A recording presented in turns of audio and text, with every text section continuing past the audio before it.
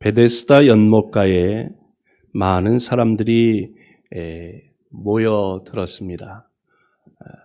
베데스다 연못가에는 행각이 5개가 있는데 그 행각에 각색 병든 사람들이 모여들어서 그곳에서 진치고 기다리며 어떤 사람은 앉아 있고 어떤 사람은 누워 있고 그렇게 있습니다. 그 이유는 유람하기 위해서, 물구경하기 위해서 그렇게 온 것이 아니고 이 베데스다 연못에 천사가 가끔 내려오는데 천사가 내려올 때에 물이 움직일 때에 가장 먼저 연못에 뛰어드는 단 한 사람은 어떤 병에 걸렸든지 나음을 얻는다, 고침을 받는다고 하는 전설이 있기 때문입니다.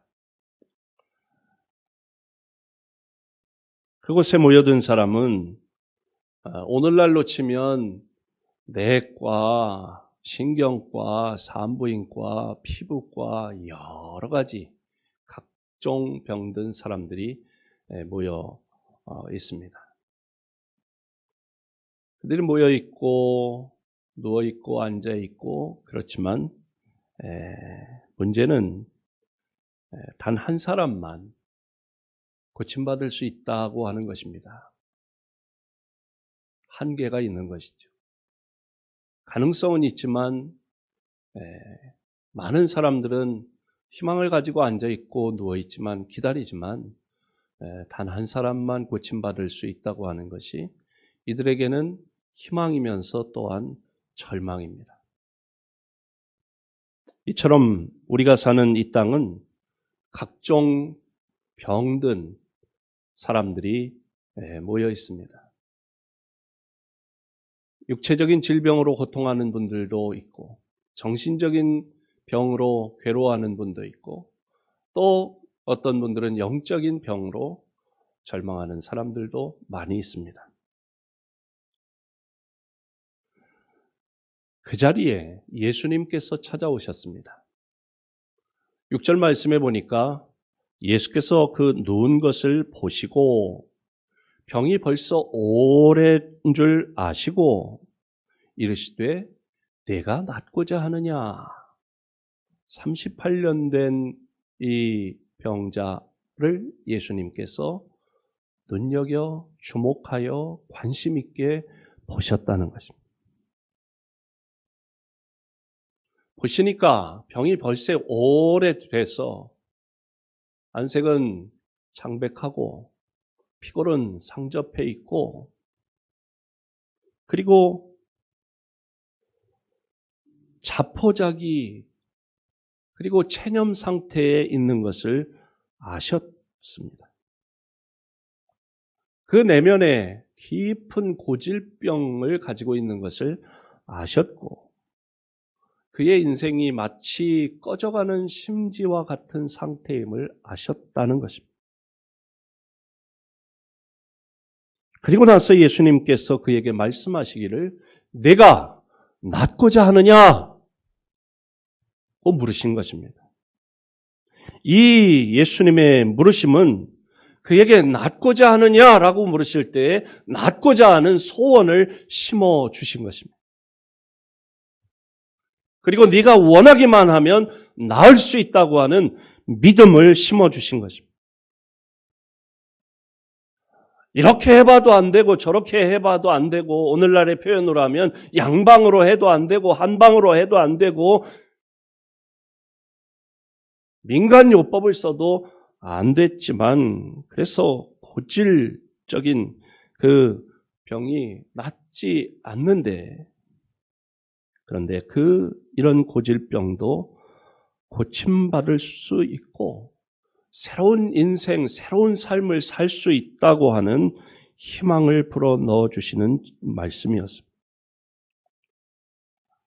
뿐만 아니라 내가 고침받기 어렵지만 고침을 받아야 할, 치유를 받아야 할 고질병자라는 사실을 자아인식을 심어주신 것입니다.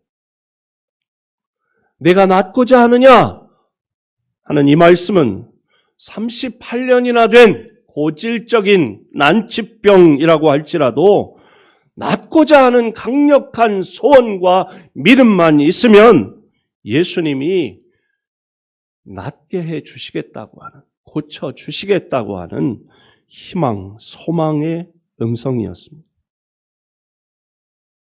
오늘 이 시간에도 내가 낫고자 하느냐고 하는 주님의 이 말씀을 우리가 들어야 할 줄로 믿습니다. 그리고 이 말씀을 듣고 주님, 나도 고침받고 싶어요. 나도 고쳐주세요. 그런 기도 소리가 터져 나와야 할 줄로 믿습니다. 내가 낫고자 하느냐라고 하는 예수님의 이 질문에 대한 이 38년 병자의 대답은 무엇이었습니까?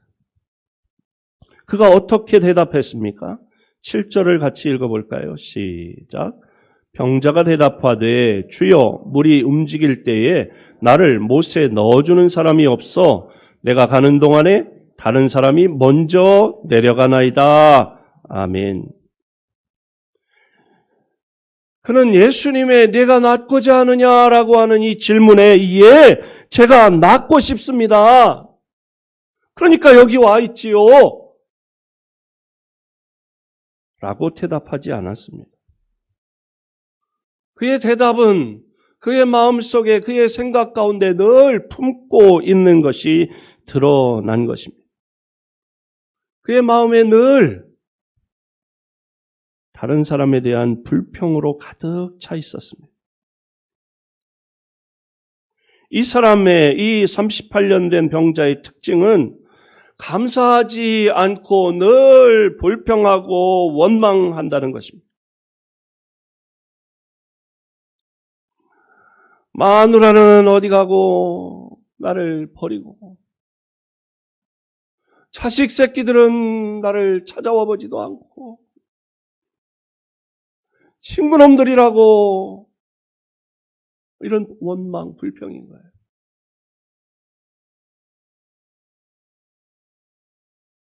내 옆에 있다가 물이 동할 때 나를 업고 빨리 뛰어가 줄 아들로만 없고 친구들도 없고 마누라는 어디 갔는지 보이지도 않는다는 거죠.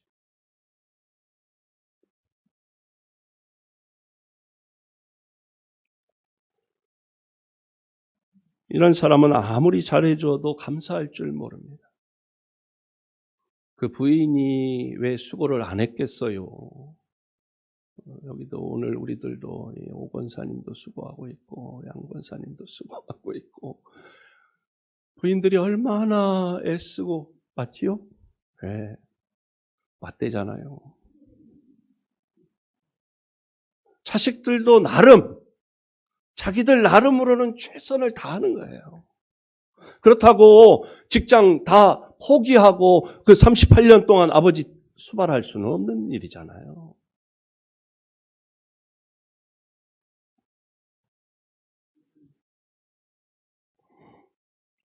로마서 1장 21절 우리 함께 읽어볼까요? 시작. 하나님을 알되 하나님을 영화롭게도 아니하며 감사하지도 아니하고 오히려 그 생각이 허망하여지며 미련한 마음이 어두워졌나니. 아멘. 감사하지 않는 것은 교만과 함께 죄의 뿌리라고 하는 것입니다. 이스라엘 백성들은 출애굽한 후에 원망하고 불평하다가 가나안에 들어가 보지도 못하고 광야에서 다 멸망당하고 말았습니다. 이걸 보면 하나님께서는 불평하고 원망하는 것을 싫어하신다는 것이에요. 가장 싫어하시고 무섭게 불평, 원망하는 것을 진노하십니다. 그래서 사도 바울은 데살로니가전서 5장 18절에 뭐라고 그래요? 함께 읽어볼까요? 시작. 범사에 감사하라. 이것이 그리스도 예수 안에서 너희를 향하신 하나님의 뜻이니라. 아멘. 범사에 감사하는 것이 그리스도 예수 안에서 우리 하나님 자녀된 우리들을 향한 하나님의 뜻이라는 것입니다. 이 38년 된 병자 불평하고 원망하는 것입니다.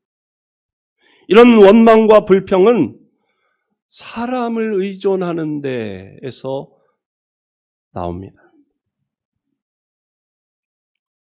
그는 사람들이, 아내가, 자식들이, 친구들이, 이웃들이 당연히 자기를 도와주어야 한다고 생각했습니다. 내가 남편인데, 내가 아버지인데, 내가 친구인데 날 도와주는 게 당연하지.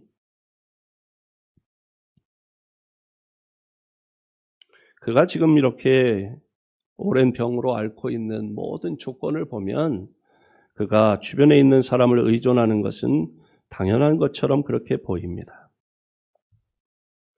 그러나 우리가 어떠한 형편과 상황 가운데 있다고 할지라도 지나치게 사람을 의존하는 것은 그것은 해결책이 되지 못합니다.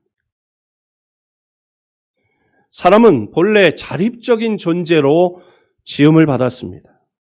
자립이라고 하는 단어는 independence라고 하는 단어를 쓰는데 이 말은 사실은 dependence on God의 준말이라는 것입니다. 줄임말입니다. 무슨 말입니까? 하나님을 의지하는 것. 하나님만 의지할 때 진정한 자립이 가능하다는 거예요. 사람을, 돈 있는 어떤 아는 사람을, 힘 있는 권력 있는 어떤 사람을 의지하고 선배를 의지하고 누군가를 의지하는 것, 그건 자립할 수가 없다는 거예요. 왜? 그 사람 무너지면 나도 무너지고 그 사람 망하면 나도 망하고 그 사람 끈 떨어지면 나도 끈 떨어지는 거예요. 사람이 하나님만을 의지할 때에 어떠한 형편, 어떠한 조건, 어떠한 열악한 상황 가운데서도 결코 좌절하지 않는, 결코 망하지 않는 삶을 살 수 있는 줄로 믿습니다. 루즈벨트는 소아마비라고 하는 핸디캡을 가지고 있었습니다. 그런데 그가 하나님만 의지함으로 소아마비라고 하는 그 신체적인 악조건을 극복하고 멀쩡한 건강한 많은 사람들이 있음에도 불구하고 미국 대통령의 막중한 직무를 감당할 수 있었습니다. 헬렌 켈러는 말을 못했어요. 귀가 들리질 않아요. 눈이 보이질 않았어요. 삼중거예요. 보이지 않아요. 들리지 않아요. 말을 못해요. 그 한 가지만 불편해도 얼마나 불편한 것인데 세 가지가 다 꽉 막혔어요. 그런 악조건 가운데서 헬렌 켈러는 하나님을 믿고 하나님만 의지함으로 멀쩡한 그 어느 누구보다도 위대한 인생을 살 수 있었습니다. 그러니까 문제는 우리가 가지고 있는 어떤 병이나 신체적인 그런 악조건이나 환경이 그 사람을 비참하게 만드는 것이 아니라 내면의 병, 그 병이 그 사람을 못쓰게 만든다는 것입니다. 그래서 의존심은 사람을 무기력하게 하고 쓸모없게 만듭니다. 지나치게 부모를 의지함. 그래서 어떤 사람은 부모님이 나를 도와주지 않고 밀어주지 않았기 때문에 오늘 내가 이 모양 이 꼴이라고 그렇게 부모를 원망합니다. 부모를 탓합니다. 어떤 사람은 환경을 탓합니다. 나는 열심히 해보려고 했는데 코로나 때문에 망했다고. 틀린 말은 아니에요. 그리고 어떤 사람은 자기가 가지고 있는 조건을 탓하고 주변에 있는 사람들을 탓하고 그러면서 아무것도 하지 않고 불평만 입에 달고 있습니다. 이런 사람은 오늘 본문에 나오는 이 38년 된 병자와 같이 내면이 깊이 병든 사람입니다. 이런 사람은 다른 사람에게, 가족에게, 부모에게 또는 자녀에게, 주변에 있는 사람들에게 큰 부담만 주는 사람입니다. 만일 38년 된 이 병자가 38년 동안 길게 볼 게 아니라 1년에 내가 한 사람만 전도해야 되겠다고 했어도 여러분 38명이나 전도했을 것입니다. 하지만 그는 누워서 불평만 하느라 허송세월했던 것입니다. 예수님은 이런 그를 어떻게 도와주었습니까? 8절을 우리 함께 읽어볼까요? 8절 시작. 예수께서 이르시되 일어나 내 자리를 들고 걸어가라 하시니 아멘. 예수님은 그가 불쌍하다고 동정만 하지 않았어요. 동정하게 되면 일시적인 위로가 도움은 될 수 있을지 몰라도 오히려 더 못쓰게 되기도 합니다. 예수님은 그가 주님의 음성을 듣고 스스로 자립적으로 일어나도록 그리고 가도록 걷도록 명령하셨습니다. 예수님은 그가 사람을 의존하고 그래서 실망하고 불평하고 무기력하게 누워있는 것을 그렇게 계속해서 살기를 원치 않으셨습니다. 예수님은 그가 패배주의와 운명주의에 빠져 있는 것을 원치 않으셨습니다. 예수님은 그가 하나님을 슬프게 하고 다른 사람에게 부담을 주는 그런 쓸모없는 인생으로 머물러 있기를 원치 않으셨어요. 예수님은 그가 일어서기를 원하시고 스스로 일어서기를 원하시고 자립적이고 개척적인 그런 인생을 살기를 원하셨습니다. 예수님은 그가 하나님을 기쁘시게 하고 모든 주변에 있는 사람들에게 하나님께로부터 받은 바 은혜와 축복을 베풀고 나누어 주는 복의 근원으로 살기를 원하셨습니다. 그래서 예수님이 그에게 명하십니다. 일어나라! 내 자리, 내가 누웠던 그 자리를 들고 그 돗자리를 깔고 누워있던 그 돗자리를 들고 걸어가라! 이 말씀은 그에게 임한 전능하신 하나님, 능력의 하나님의 음성이었습니다. 9절을 우리 함께 읽어볼까요? 9절 8절과 9절을 이어서 읽어보겠습니다. 시작. 예수께서 이르시되 일어나 내 자리를 들고 걸어가라 하시니 그 사람이 곧 나아서 자리를 들고 걸어가니라. 아멘. 그 사람이 곧 나아서 고침받아서 치유되어 자리를 들고 걸어가니라. 그런 전능하신 하나님의 음성을 들은 것입니다. 능력의 예수님의 말씀을 들은 것입니다. 그 말씀을 들었더니 팔과 다리에 힘이 생기는 거예요. 그는 자리를 들고 당당히 걸어갔습니다. 그는 의존심의 자리를 들었습니다. 불평과 원망의 돗자리를 들었습니다. 패배와 운명의 돗자리를 들었습니다. 무기력의 돗자리를 들었습니다. 그는 이제 스스로 일어서는 자립적인 새로운 인생을 살게 되었습니다. 사람다운 사람으로 새 삶을 살 수 있게 되었습니다.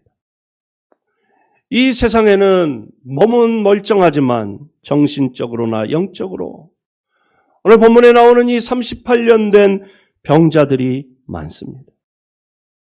어떤 사람은 부모를 원망하고 해준 게 뭐가 있냐? 어떤 사람은 환경을 탓하고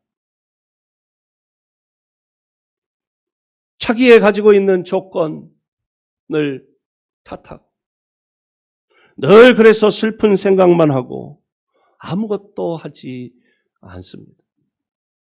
일터에는 일할 사람을 못 구해서 난리랍니다. 그런데 실업자 수는 많습니다. 아이러니가 있어요. 일할 자리는 많아서 사람을 구하는데도 찾을 수가 없는 그런 사업장이 많고 일자리가 없다고 노는 사람도 많고 그래서 사람을 구하다 못 구하니까 다른 나라에서 온 사람들을 쓸 수밖에 없고, 그것도 여의치 않으니까 아예 다른 나라의 공장을 가동할 수밖에 없고, 그렇다는 거죠. 또 그런가 하면 어떤 가정은 남편은 아내를, 어떤 놈은 처갓집에서 미뤄져서 뭐 어떻다는데, 그런 말을 하는 등신들도 많습니다. 특정한 사람을 얘기하지 않았으니까 오해하지 마세요. 어떤 집은 시댁이 부자라서 뭐,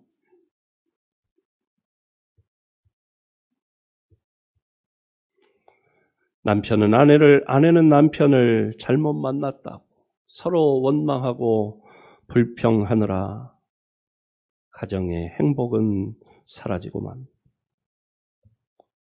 그런가 하면 덧없이 지나간 세월에 대한 그런 운명적인 생각과 패배적인 생각에 사로잡혀 자신을 학대하며 술로 세월을 보내는 사람들도 많습니다.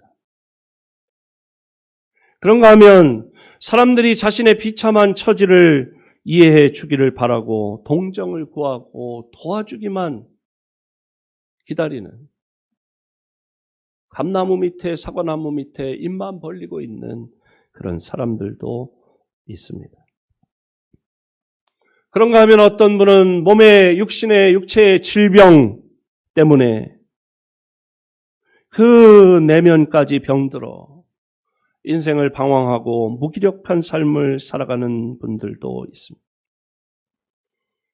이러한 고질병들은 반드시 고침을 받아야 하는 줄로 믿습니다. 그래야만 하나님을 영화롭게 하고 주변에 있는 사람들에게 하나님의 축복을 나누어 주는 복된 삶을 살 수 있습니다.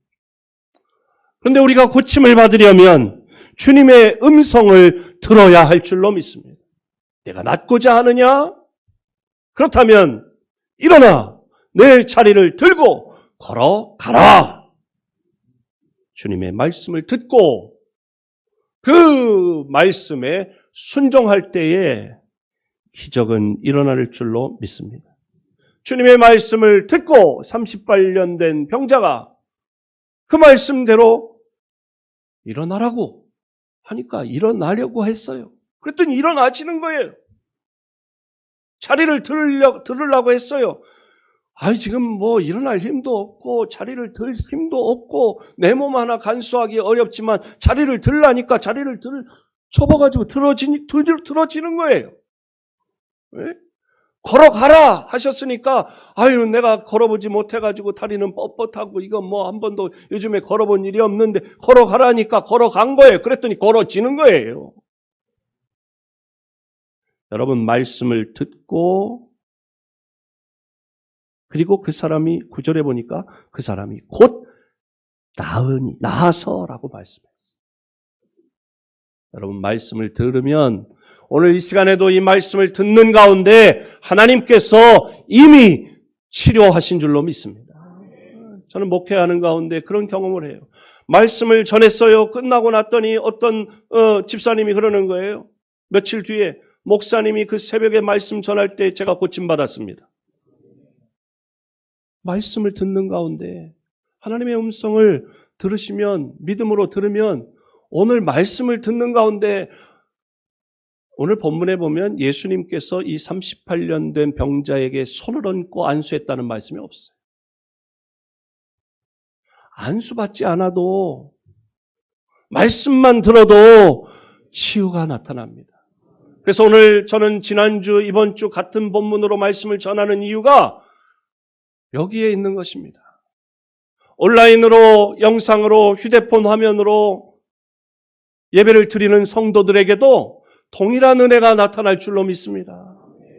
또 이 자리에서 함께 예배하는 우리 성도들에게도 이 시간 머리끝부터 발끝까지 있는 모든 질병이 깨끗이 치유되는 줄로 믿습니다. 그러니 예배 마치고 일어나 걸어가세요. 38년 된 병자가 나아서 일어나 걷게 된 날은 그런데 공교롭게도 이날은 안식일이니라고 말씀했어요. 그가 돗자리를 들고 위풍당당하게 일어나서 걸어가자. 그러면 박수 칠 일이고 함께 파티를 하고 축제를 해야 되는데 유대인들은 얹지 않았어요. 왜? 예수가 뭘 고치고 이런 거 못마땅했어요. 이날이 안식일인데 그런 일을 하는 게 되느냐? 꼬투리를 잡는 거예요.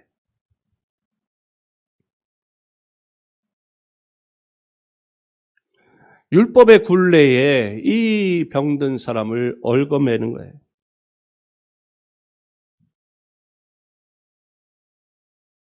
유대인들이 법적인 문제를, 율법의 문제를 가지고 따지자 이 고침받은 사람의 마음에 두려움이 생겼어요. 그래서 그는 나를 낫게 한 그분이 자리를 들고 걸어가라고 했기 때문에 나는 어쩔 수 없었다고 변명했어요.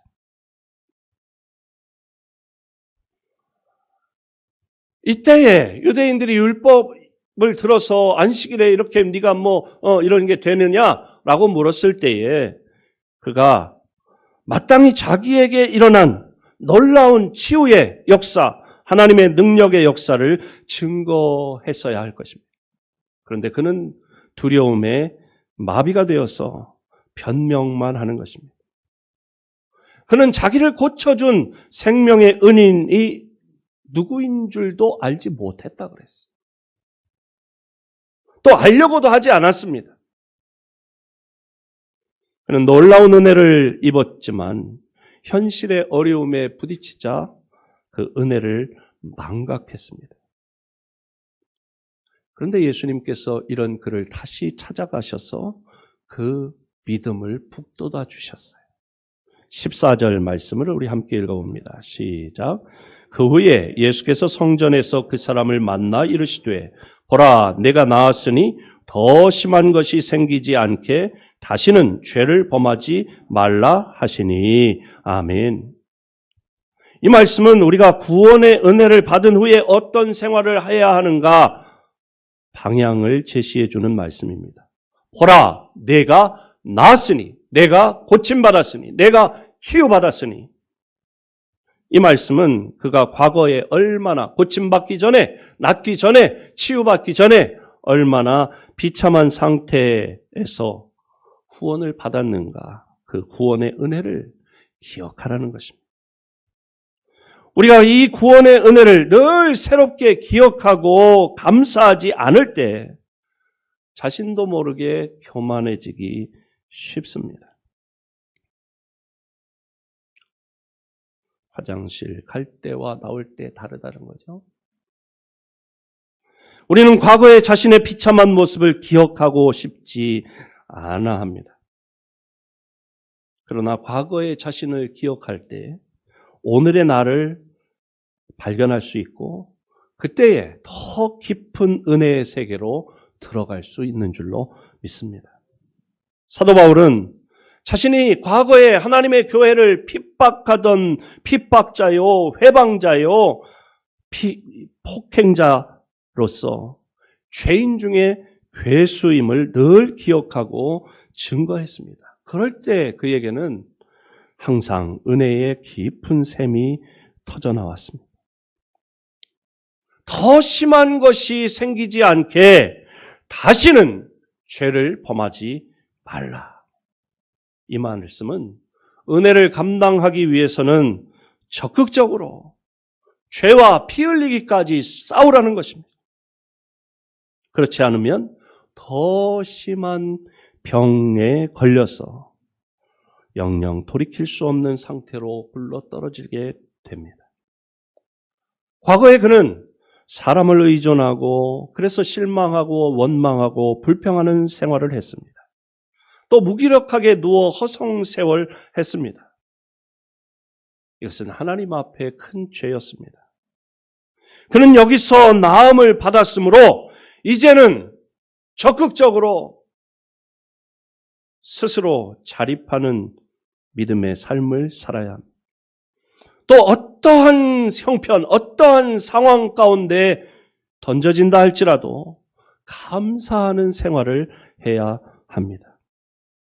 뿐만 아니라 이제 나음을 받았는데 더 이상 의존하고 기대고 손만 벌리지 말고 열심히 손발을 놀려 살아야 합니다. 그럴 때 비로소 하나님을 영화롭게 하고 비로소 사람들에게 은혜를 끼치는 복된 삶을 살 수 있을 것입니다.